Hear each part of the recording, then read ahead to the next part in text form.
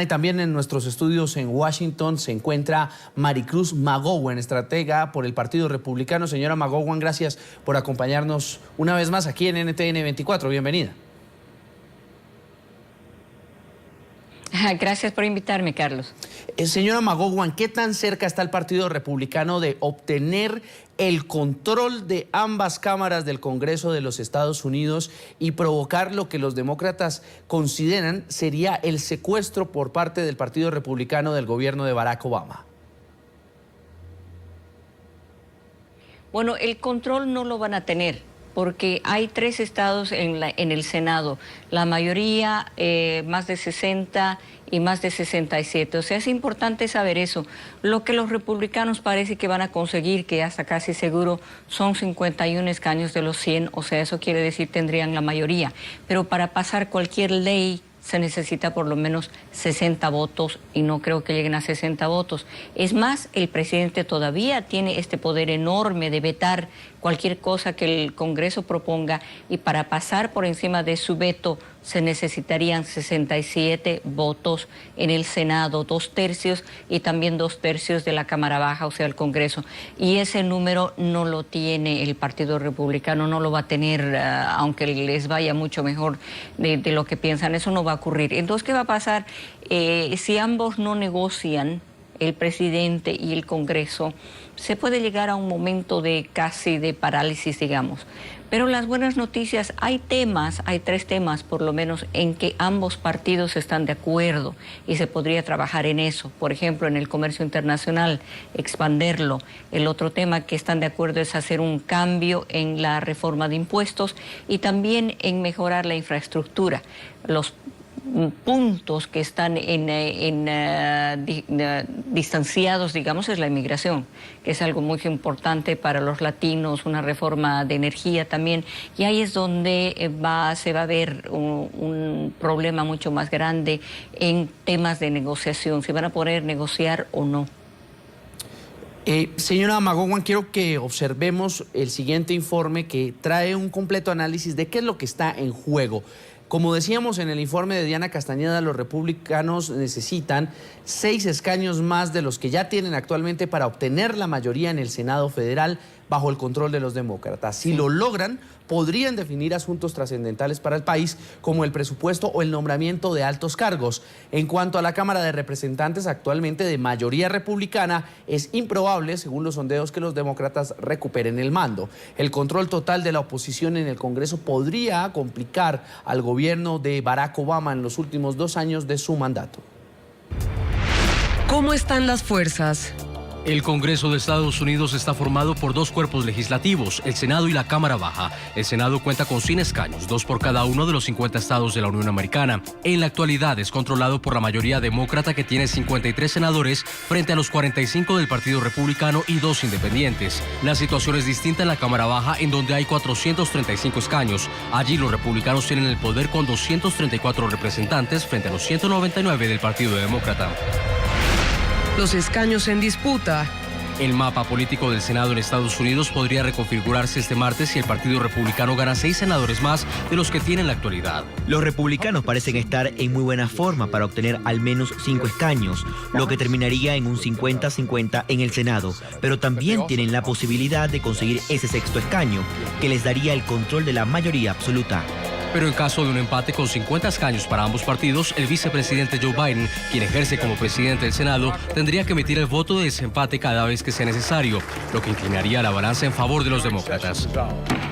En la Cámara Baja se espera que los republicanos mantengan el control. Para que el Partido Demócrata amenace esas aspiraciones, deberá ganar 19 escaños, un escenario que, según analistas consultados por NTN 24, parece poco o nada probable. La lucha por el control. Los demócratas no quieren perder influencia y han tratado de movilizar el voto, especialmente el de los jóvenes, las minorías y las mujeres, que suelen respaldar al partido del presidente Barack Obama. Los republicanos tienen a su favor el voto conservador y de los adultos mayores, que crece en las elecciones de medio término. También cuenta con el voto inconforme con la gestión del actual mandatario. I'm not Barack Obama. I disagree with him.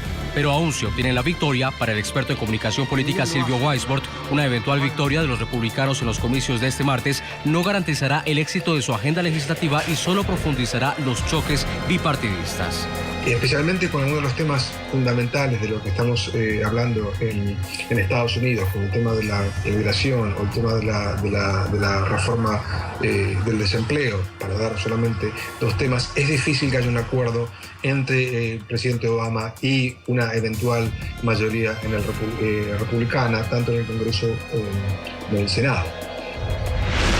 Los estados clave. Para esta lucha, varios estados ocuparán la atención y serán decisivos para orientar la balanza este martes. Creo que todo el mundo está prestando atención a Iowa y Colorado. Arkansas y Luisiana parecen muy competitivos y Carolina del Norte es también un estado que está en juego.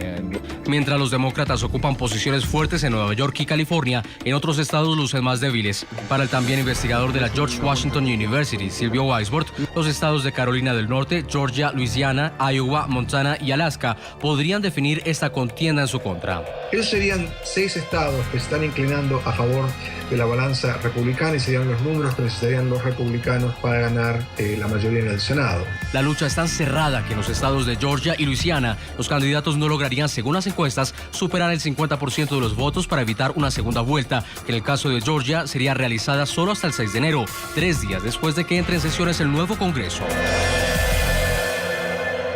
Regreso con Maricruz McGowan a nuestros estudios de NTN 24 en Washington, es estratega por el Partido Republicano. Y quiero consultarle precisamente por esto que está sucediendo, de llegar a apretarse la balanza en el Congreso. ¿Qué garantía pueden tener los estadounidenses de que el Partido Republicano va a abrirse a un diálogo y evitar que el presidente Barack Obama tenga que gobernar casi que por decreto, sin poder tener una coalición o poder tener consensos y poder construirlos dentro del legislativo?